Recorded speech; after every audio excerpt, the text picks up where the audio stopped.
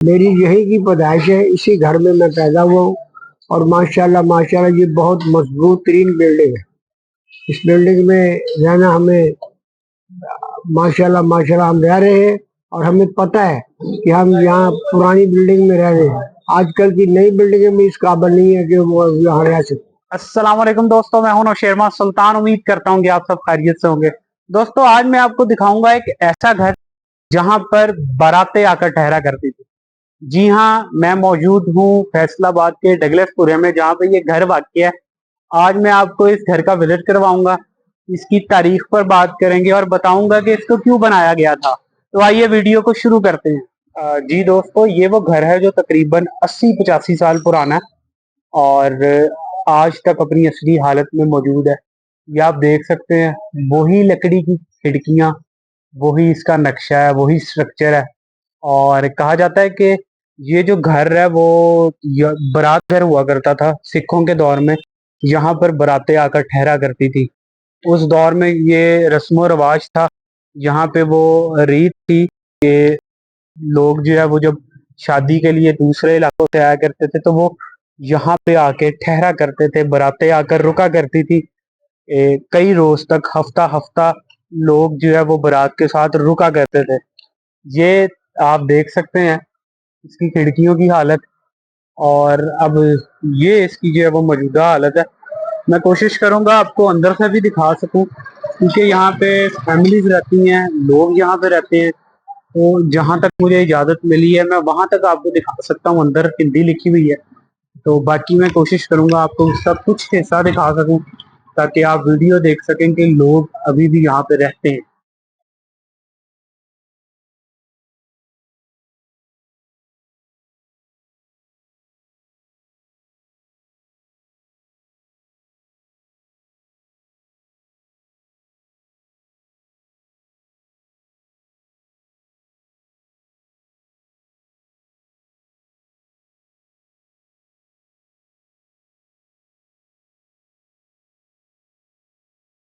और हो सकता है आपको कुछ हिस्सा जो है वो वीडियो में खामोशी भी खामोशी जो है वो हो।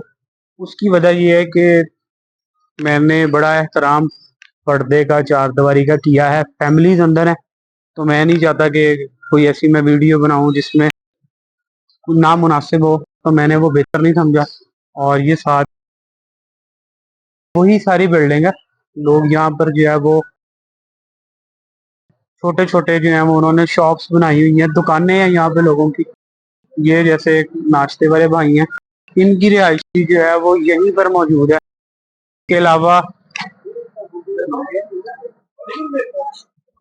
इसके अलावा जो है वो साथ ही आगे एक छोटे से जो है वो कारखाना है सूत का। ये भी वही बिल्डिंग है। ये बिल्डिंग मैं आपको अंदर से दिखाऊंगा, क्योंकि मैंने इसकी स्पेशल जो है वो उनसे इजाजत ली हुई है। ये आप देख सकते हैं बिल्डिंग की जो है, ये जी बिल्डिंग की हालत है।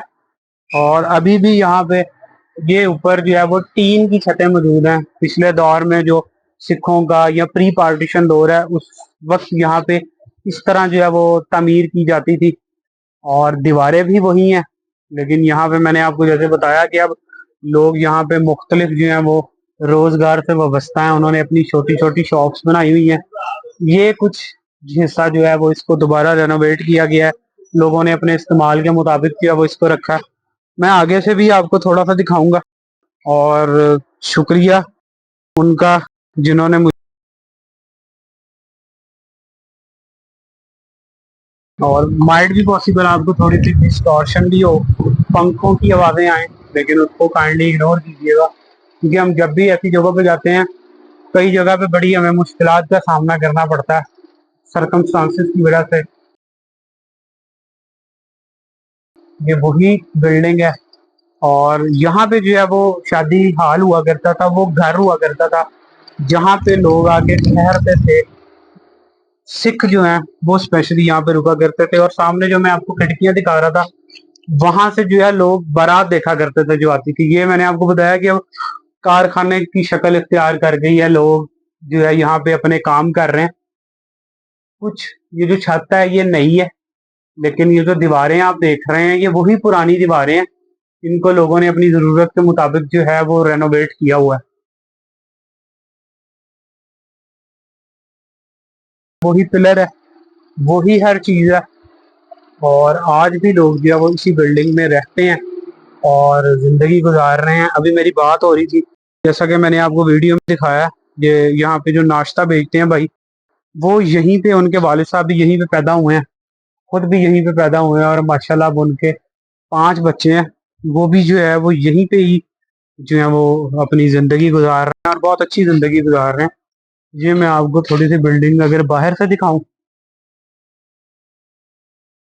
ये इसका भलाई मंजिल है, और ये ऊपर लिखा भी हुआ है कि ये 1940 में बिल्डिंग बनी है। और ये साथ जो है, ये कितनी पुरानी बिल्डिंग है, आप उस, ये देखें, वही लकड़ी, वही उसका जो है वो सारा नक्शा है, उसकी वही हालत है। ये मैं आपको एक दफा दोबारा दिखा रहा हूँ। इसमें कभी कभी बहुत सी चीजें हमें काटनी पड़ जाती हैं कि लोगों को जो है वो इससे इशू ना हो। अस्सलाम वालेकुम जी। वालेकुम अस्सलाम। अच्छा अंकल, मुझे बताइएगा कि ये बिल्डिंग कितनी पुरानी है और इसे जंज घर क्यों कहते हैं?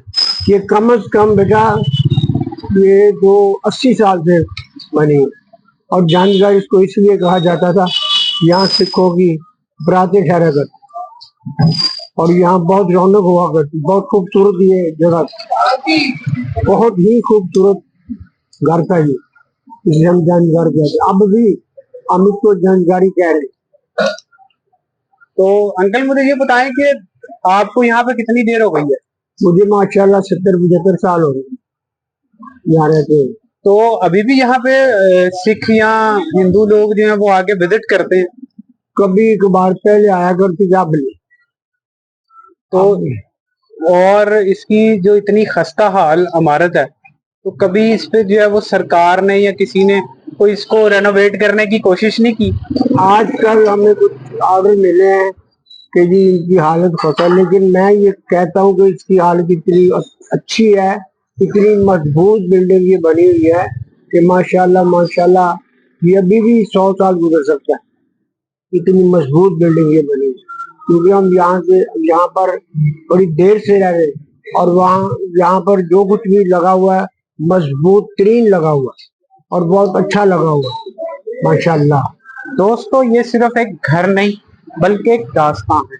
मेरी हुकूमत वक्त से गुजारिश है कि इन तमाम घरों को महफूज किया जाए ताकि हम टूरिज्म को ज्यादा से ज्यादा प्रमोट कर सकें। उम्मीद करता हूं कि आपको ये वीडियो पसंद आई होगी। मिलते हैं अगली वीडियो में एक नई कहानी, एक नए सच के साथ। मुझे इजाजत दीजिए। अल्लाह हाफिज।